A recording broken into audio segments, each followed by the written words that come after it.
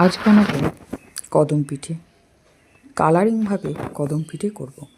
তো প্রথমে একটা নারকেলে ছাই করে নেব। নারকেল একটা কুড়ে নিয়ে তাতে 1 কাপ নলেন গুড় দিয়ে দিয়েছি, 1 বাটি বাতাসা দিয়ে ভালো করে নারকেল ছাই বানিয়ে নেব।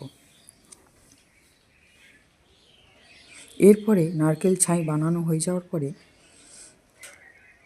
ফ্রাইড রাইস বা বিরিয়ানির চাল নিয়েছি, নিয়ে তাতে 1 চিমটি ফুড কালার দিয়ে অল্প একটু জল দিয়ে মাখিয়ে নিয়েছি।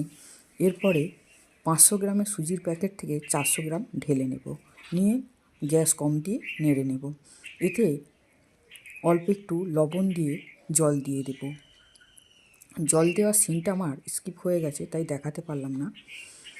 এরপরে যতটা সুজি করলে জল দেয় তার থেকে একটু কম দেব, দিয়ে ভালো করে আটার মতো মেখে নেব, নিয়ে লেচি করে নেব।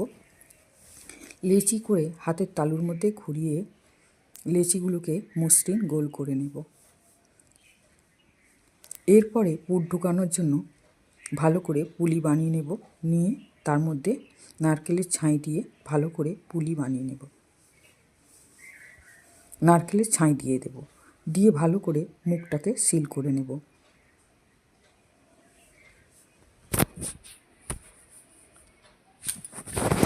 সিল করে এবার হাতের তালুতে নিয়ে ভালো করে ঘুরিয়ে নেব, তাহলে সিলটা ভালো হয়ে যাবে।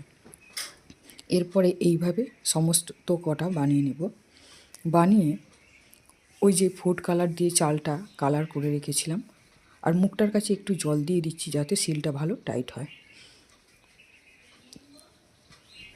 এরপরে ওই চালের মধ্যে দিয়ে একটু ঘুরিয়ে নেব। এদিকে গ্যাসের উপর একটা হাঁড়ি বসিয়ে জল দিয়ে দিয়েছি, জল ভালো মতো ফুটে গেছে।